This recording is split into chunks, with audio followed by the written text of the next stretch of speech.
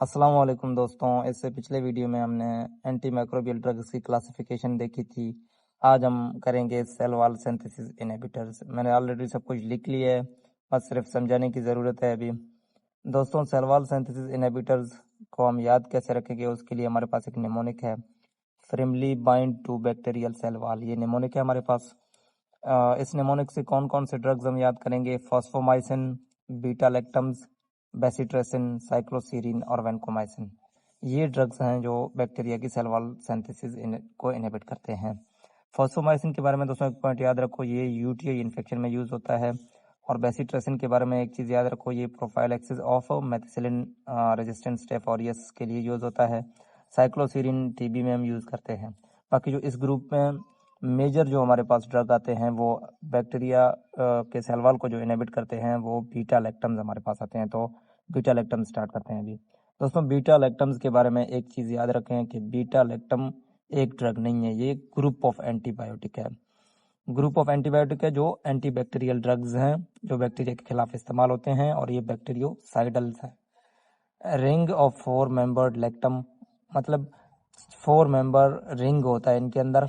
Lactam मतलब lactam it is a cyclic amide, जो यहाँ पे आपको नजर आ रहा है। तो बीटा लेक्टम्स को बीटा लेक्टम्स इस वजह से कहा जाता है कि बीटा कार्बन पे नाइट्रोजन एटम अटैच है, इस वजह से बीटा लेक्टम्स को बीटा लेक्टम कहा जाता है। ये अल्फा कार्बन है, ये बीटा कार्बन है, बीटा कार्बन पे नाइट्रोजन एटम अटैच है। तो दोस्तों, बीटा लैक्टम जो एंटीबायोटिक्स हैं उनमें 2 रिंग्स पाई जाती हैं। एक बीटा लैक्टम रिंग जो सब बीटा लैक्टम में कॉमन है, मतलब मैंने कहा था कि ये ग्रुप ऑफ एंटीबायोटिक है, ये एक नहीं है। तो बीटा लैक्टम हमारे जो है ना तमाम जो बीटा लैक्टम एंटीबायोटिक हैं, रिंग बीटा लैक्टम उन सब में पाया जाता है बीटा लैक्टम रिंग। बाकी जो सेकंड रिंग है वो डिफरेंट होता है आल बीटा लैक्टम्स में। उस सेकंड रिंग के बिहाफ पे बीटा लैक्टम्स को मुख्तलिफ क्लास में डिवाइड किया गया है, वो हम देखते हैं अभी। तो दोस्तों, base of second ring beta lactams को हमने क्लासिफाई किया है 4 ग्रुप्स में: पेनिसिलियम, सेफेलोस्पोरिन, कार्बापेनम और मोनोबैक्टम। ये 4 जो है ना डिफरेंट ग्रुप्स में हमने इनको डिवाइड किया है on the basis of second ring.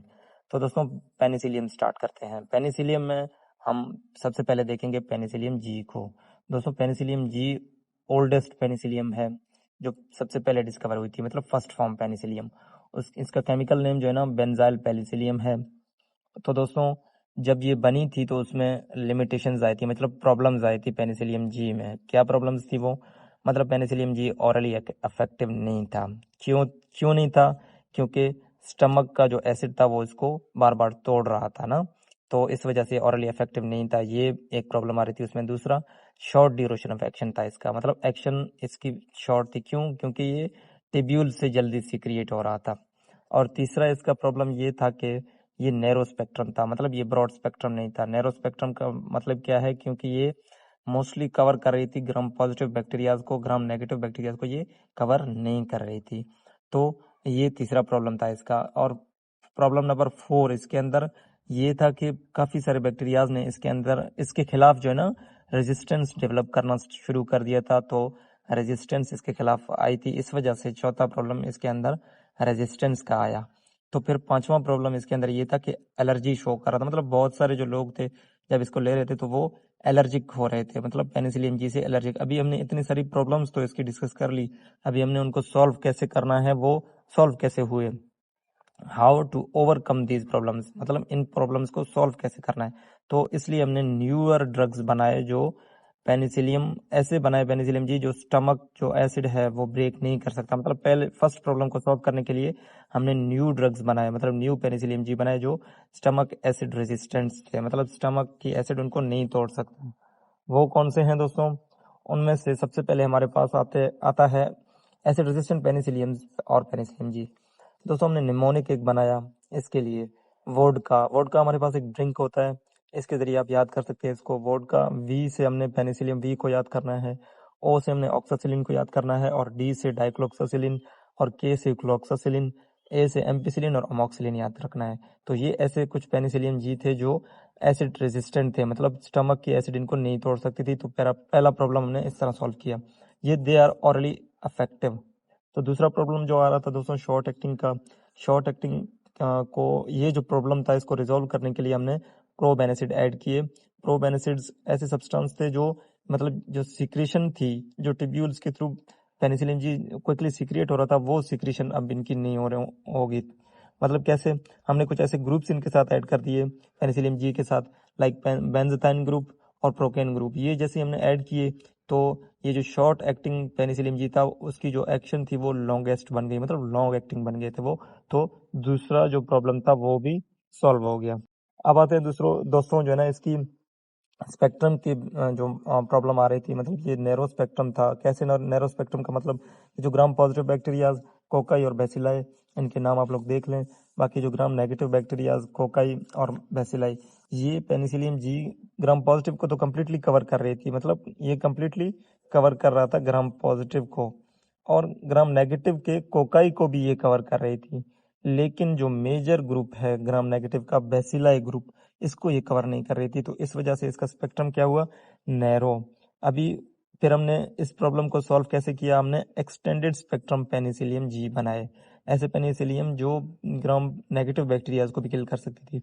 उसके लिए एक निमोनिक है हमारे पास, आसिटी मैप के नाम से, जो मैंने यहाँ पे नोट किया है।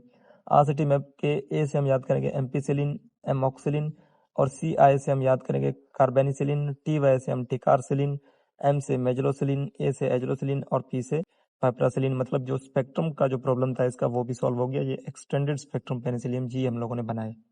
तो दोस्तों ये था इसका तीसरा प्रॉब्लम। अब इसके चौथे प्रॉब्लम की तरफ आते हैं। मतलब रेजिस्टेंस डेवलप की थी, काफ़ी सारे बैक्टीरियाज ने बीटा लैक्टमेज एंजाइम बनाया अपने अंदर ताकि बीटा लैक्टम्स को डिस्ट्रॉय कर सके।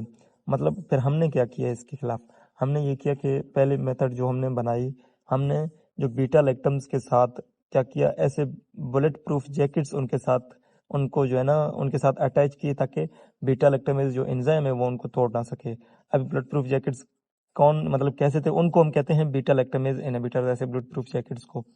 वो कैल्विनोलिक एसिड, साल्बेक्टम और टेजोबेक्टम।